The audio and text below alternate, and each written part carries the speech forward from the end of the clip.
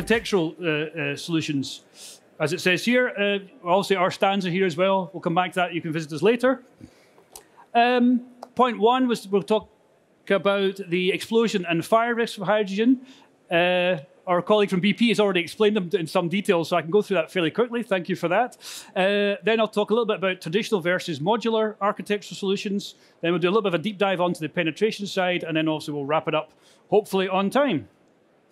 Already covered, so the ignition risk, if we compare it to natural gas of hydrogen, the energy required is roughly an order of magnitude lower, so it can be ignited by things which wouldn't normally ignite natural gas, electrostatic charge, friction, even a burst disk and a vent line can release enough energy to ignite hydrogen. So you have to consider that differently from natural gas. And already covered the flammability of gas, of hydrogen, when in an air mixture is also a much broader range, so much easier to go into flammability. Another risk already talked about, but a little bit more detail from the Fire and Blast Information Group, which is a very good source if you're interested in more in the hydrogen safety. They do tests around mixes of hydrogen. You see the little graph there on the right. It's actually probably 2 orders of magnitude higher risk of detonation overpressures when you're dealing with hydrogen. So the yellow bars are small scale, 1 meter sample size, and the blast pressures there are around 3 bar. And if you know anything about blast pressures, 3 bar is huge when you talk about architectural solutions. And you can see for methane, we're talking about millibar in a similar setting. And on the large scale, up to 8 bar, then you're talking about almost defense class of architectural solutions. Already talked about, I think, by other speakers. On the nice picture on the left is a jet fire and a door from InterDam being tested for jet fire. Because of the flame speed of hydrogen, it tends to move into the jet fire much faster again than methane. And already talked about the one thing we all know about hydrogen is it's much lighter than air, and it's also much lighter than methane, which brings its risks and also its opportunities.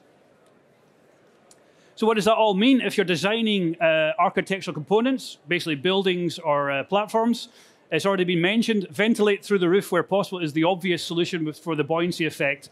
However, that might not be possible. If you've got any noise restrictions and you've got mechanical equipment, compressors or similar, then you're probably not allowed to do that. So you have to close it in, and immediately you've created a risk of potentially fire, but also detonation. When you're looking at the fire ratings, as I mentioned, you have to look if you're going to have a jet fire solution versus a standard hydrocarbon solution. And we have to look at the explosion risk.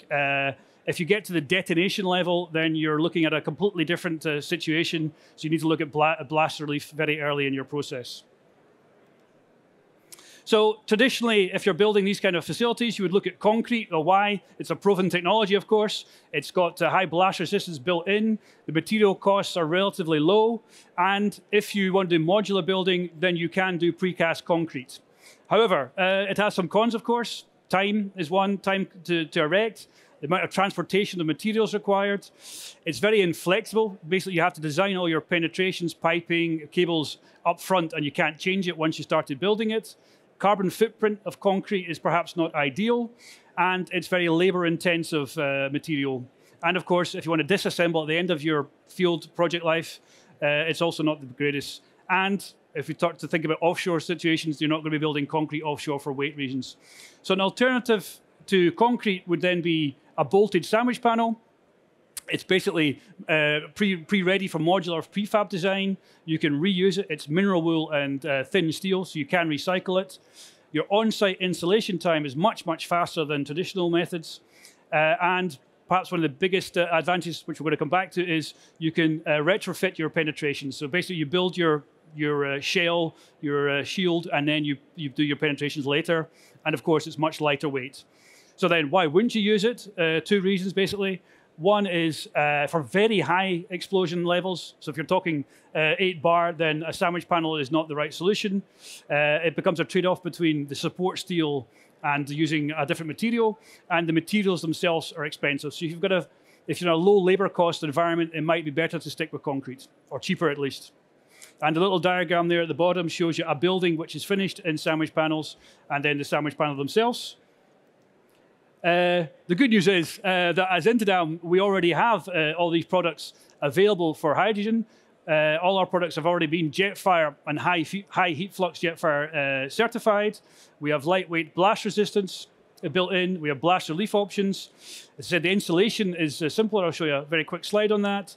And perhaps most importantly, everything's been tested, certified, and there's many years of application, proven application in the onshore and offshore environment. So here's a project example. In this case, the blast and fire risks are on the outside of the building. So here we're protecting the inside. So all of the external walls, the roof panels are all the sandwich panels I was talking about. The doors and windows, etc., also supplied by InterDam. Here we're talking about an external peak pressure of 1.5 bar. And also there was a negative phase. So you've also got a pressure coming from the other side, which obviously introduces some challenge to the design. And there was also a pool fire. So as well as the blast, there's also a fire loading on this building. And then a slightly different setting, we talked about if you've got a mechanical component such as compressor, you may have a noise restriction. So here we're looking at an acoustic blast and fire resistance. So again, external walls, roofs, blast relief, the doors. Here we're talking, as you see, a very low or a relatively low internal blast pressure. And then you've got your blast relief that kicks in to avoid those high pressures, an EI fire rating, and then because of the compressors, an insulation and absorption requirement of 54 decibels. So how do we solve that? In this case, we solve that by having two panels. It's a dual layer skin. On the left-hand side, you see the external panels. You see how they're transported.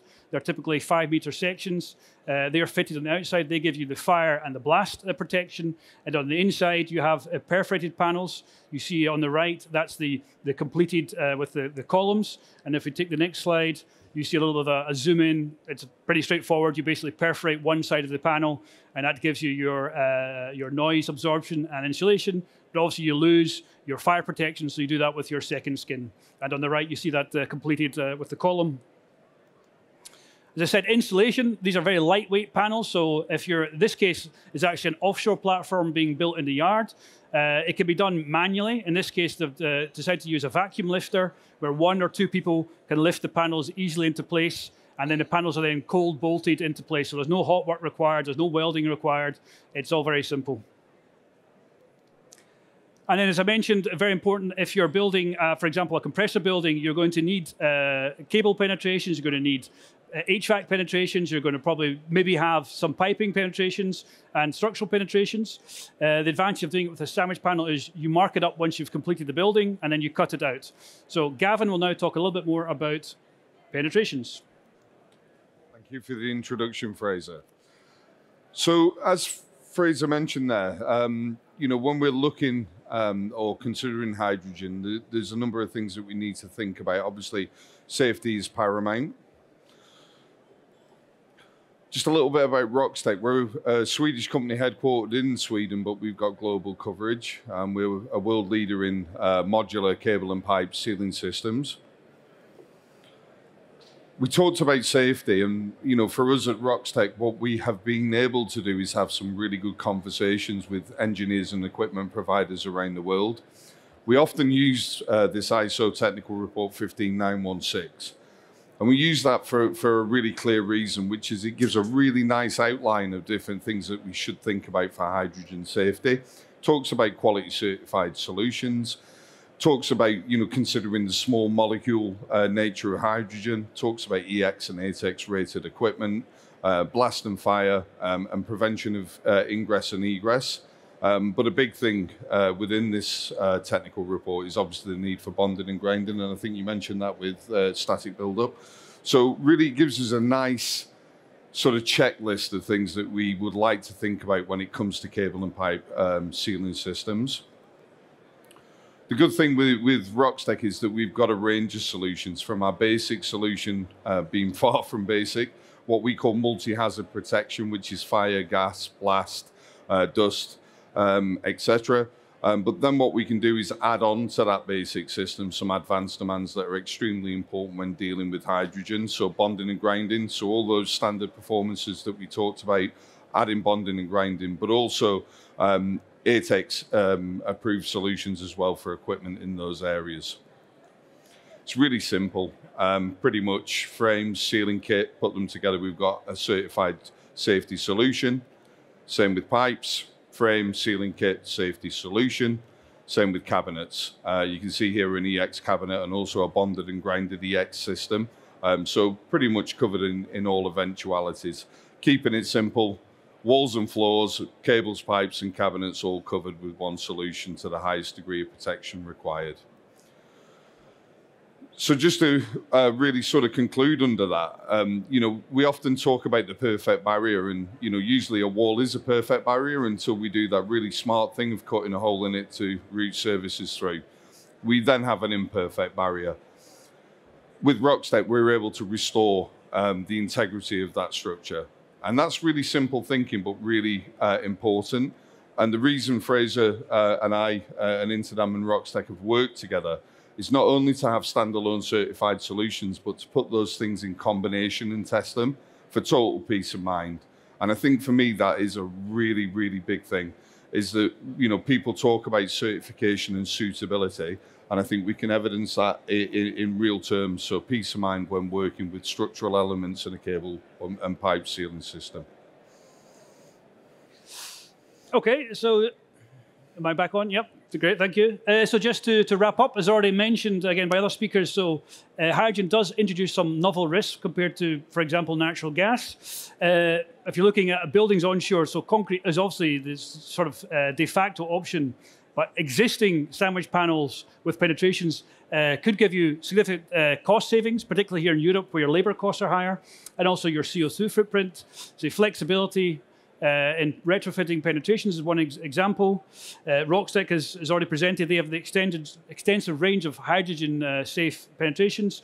And again, just to re-emphasize, all of the products we're talking about here have already been tested, certified, and been in use for many years. So yes, it's novel, but the solutions already exist and are available and are being put into practice right now on some hydrogen projects, which we'd love to talk about, but of course we can't for confidentiality reasons.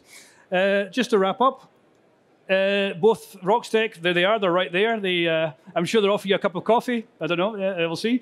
And we're, InterDam, we're slightly further back. We're down in the cheap seats down at the back, A42. Please come and see us. And if you have any questions, then please come by and we will happily answer them. Thank you very much.